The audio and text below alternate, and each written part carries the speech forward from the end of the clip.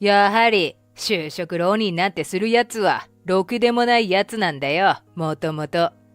無能だからそんなことになるんだ。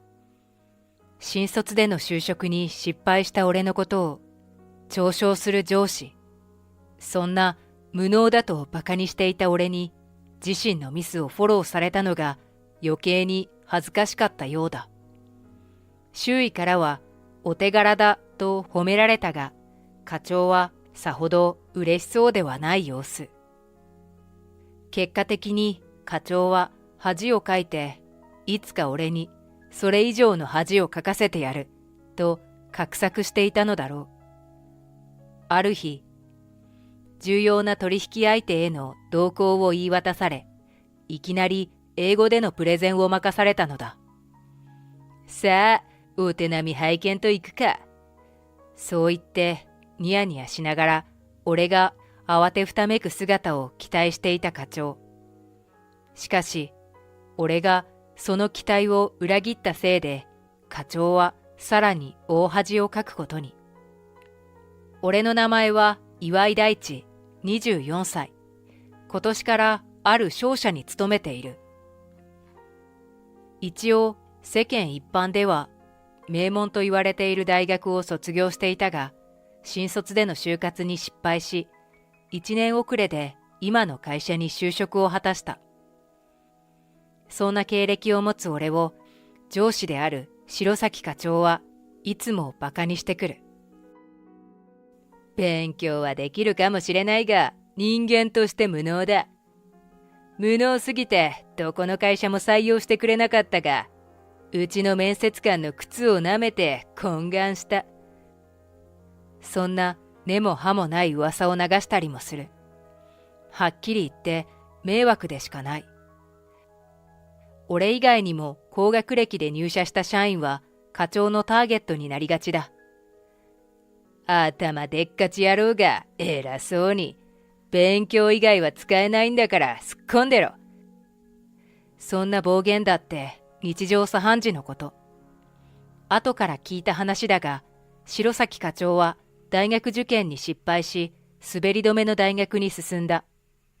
本命の大学に落ちたことをずっとコンプレックスに思っており、自分の大学よりも偏差値が高い大学を卒業した部下を強く嫌悪しているのだ。そして、課長が落ちた本命の大学というのが、不幸にも俺が卒業した大学だったってわけ。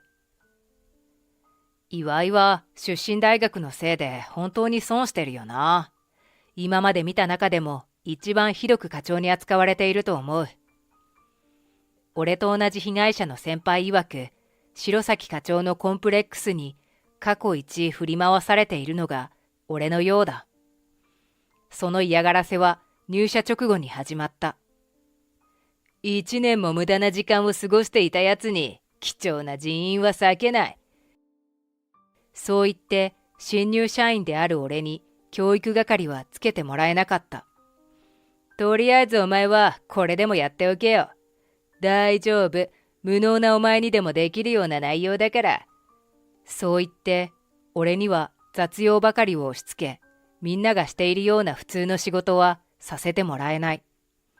そうやって成果を上げさせないようにするなど、俺は課長の嫌がらせには散々振り回されたのだ。お前さ、年下の同期に差をつけられて恥ずかしくないのか。学歴でマウント取れるなんてふんぞり返ってこの1年何やってきたんだよ。みんなの前でそう晒し上げられたこともある。もちろんそんなの理不尽だって心の底から思った。やる気ならあります。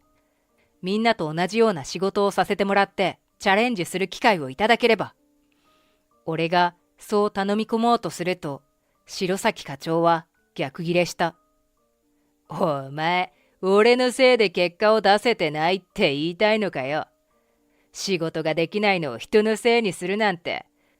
高学歴なやつは卑怯でいけすかないな。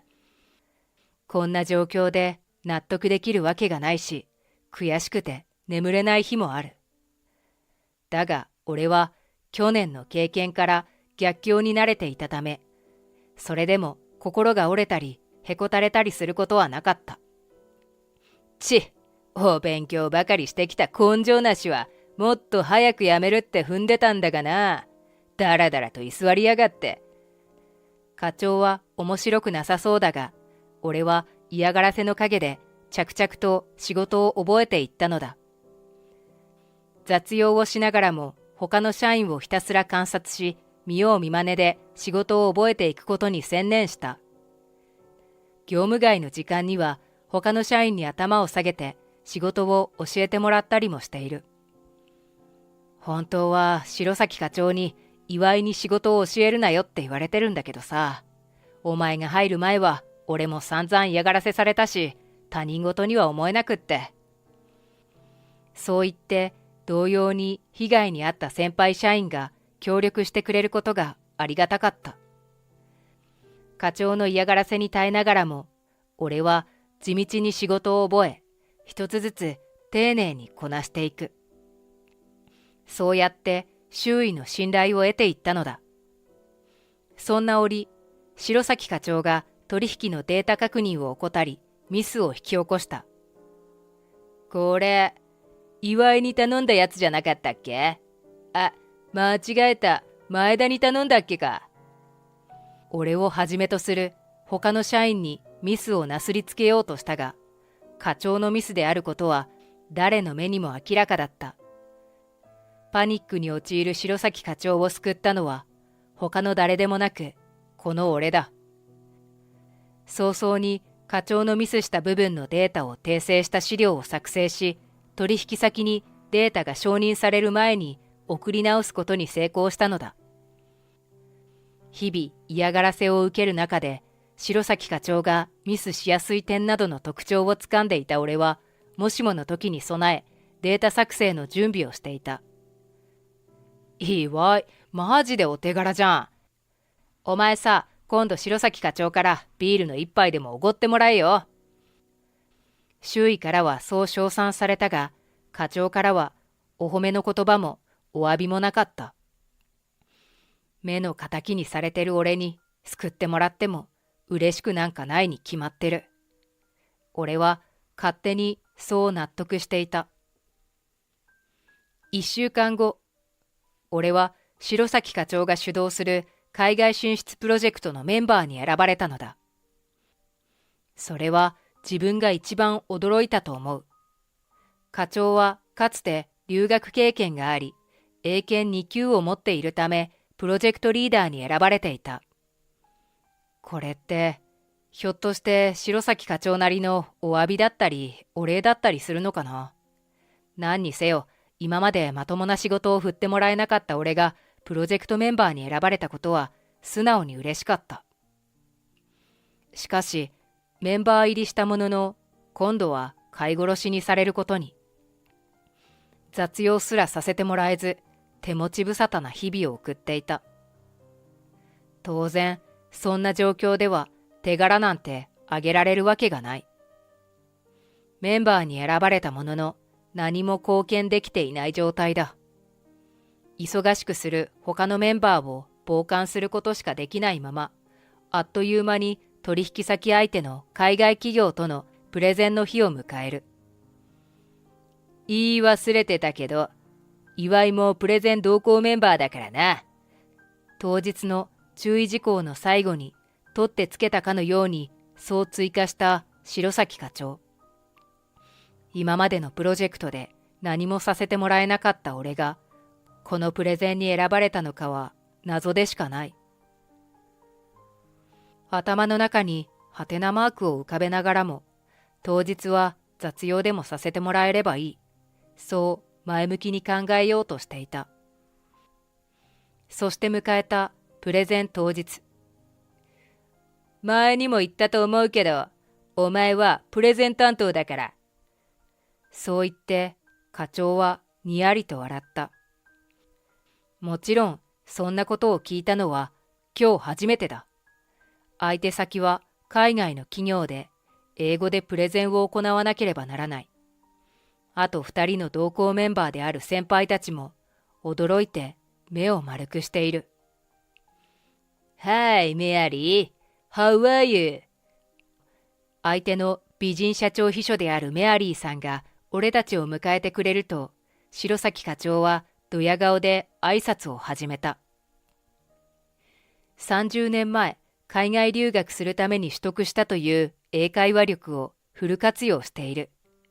メアリーさんによると、取引先の社長は都合により来日できず、今日のプレゼンに同席できなかったそうだ。やる気ねえな。せっかくこっちがプレゼン用意してきたっていうのによ。日本語でそう不満を漏らした課長をちらりと見るメアリーさんの視線がどこか気になった。Today's presentation 岩井ウィル。岩崎課長はまた身振り手振りを駆使しつつ、プロジェクトの簡単な説明と俺がプレゼンを担当することをメアリーさんに伝える。それに彼女はにっこりと笑ってうなずいた。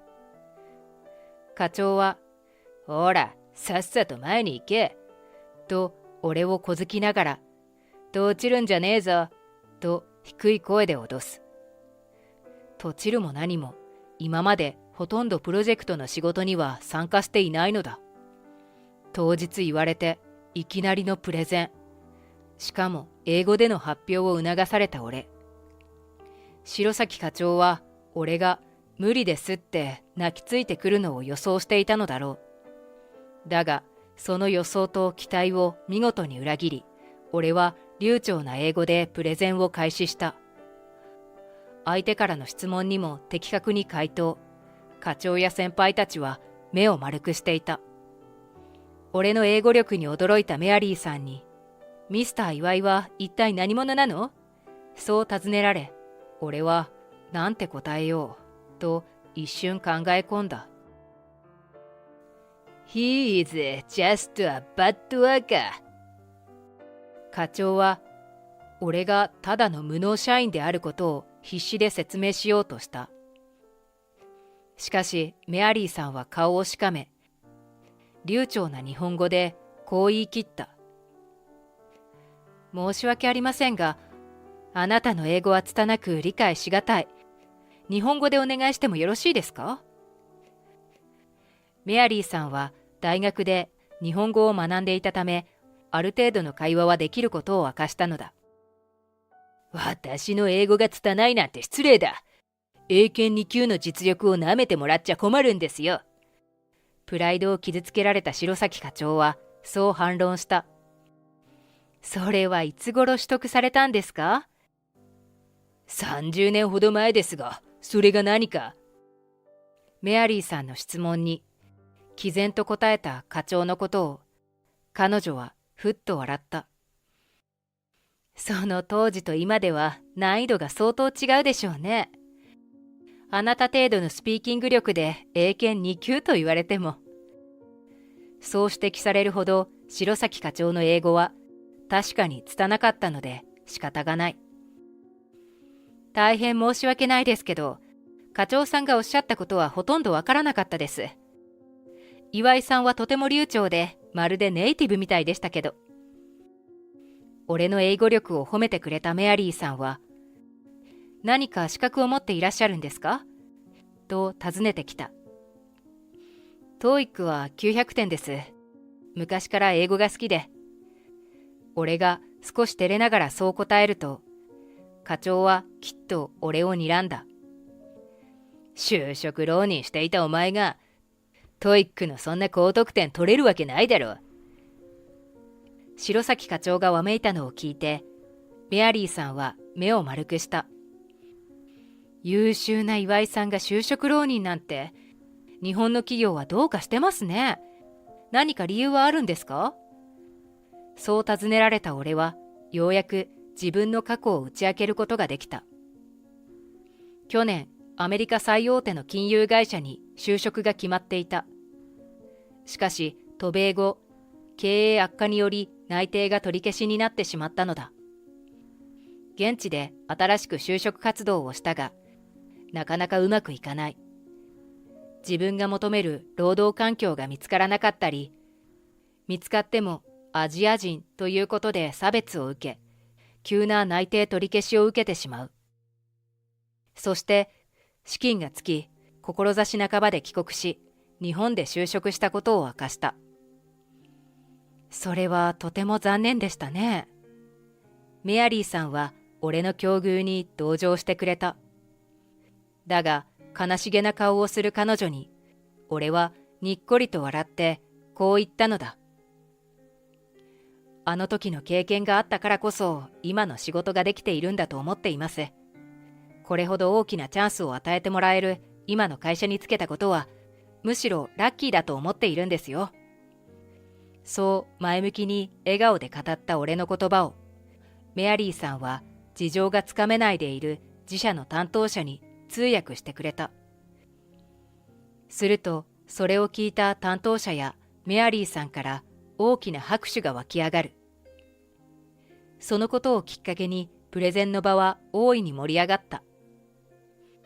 ビジネスについてや個人的なことについても質問の内容は俺に集中し、課長は完全に蚊帳の外に置かれてしまう。プレゼン終了後、白崎課長はぽつりと俺にこう尋ねた。英語はともかく、蚊帳の外に置いていたお前がどうしてプロジェクトの内容を完全に理解していたんだ。そこで少し照れながら答えた。何かあった時に課長をサポートできるよう業務時間外に勉強していました。それと怒らないで聞いていただきたいんですけど、今まで課長に虐げられてきたメンバーがもしもの時に備えて私に協力してくれていたんです。そこにメアリーさんがやってきて、俺たちにこう告げた。今後の取引は岩井さんを通してお願いすることを私が決めました。その言葉に顔を真っ赤にして激怒した白崎課長。たかが秘書ごときにそんなことを決める権限なんてあるわけがない。ふざけるな。そう言ってメアリーさんをバカにするような発言を連発する。俺は慌てて課長を諭す。白崎課長、それは彼女に失礼ですよ。欧米では必要に応じて意見を述べたり、自身の判断で行動したりすることも秘書の仕事ですから。すると、にっこりと笑ったメアリーさん。今の暴言も、プレゼンの前の愚痴も、しっかり社長に伝えておきますね。そこで、真っ青になった白崎課長。メアリーさんが流暢に日本語を話せることが分かっても、プレゼン前に出現していたことはすっかり忘れていたようだ。岩井、頼む、なんとか取りなしてくれよ。お前の英語力を駆使してさ。課長は汗をかきながら俺に本音を打ち明けてきた。学歴が上のやつを蹴落とさないと出世は難しかったんだよ。だから今までのことは仕方なかったってんだ。俺が呆れ半分で、はあ、と気の抜けた返事をしていると、白崎課長はさらにわけのわからないことをわめき出したのだ。俺をあの時落とした大学のせいなんだよ。俺を落としておいて、お前なんかを合格させたあの大学のせいだ。全部。大声でわめき続け、最終的には警備員を呼び出される始末。課長がつまみ出されるまでの騒ぎになった。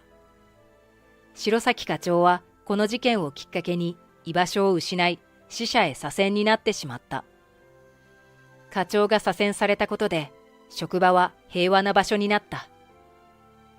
学歴に対しての差別はなくなり、俺も順調に仕事ができるようになった。担当者としてメアリーさんと会議を重ね、最近プライベートでの付き合いも増えている。どんな苦悩も前向きに変えるあなたのマインドに惹かれたのよ。そういう彼女から猛アプローチを受けている。実は俺もまんざらでもない。そして彼女からは、うちの会社に来ない?と誘われている。挑戦した先に成功が必ず待っているとは限らない。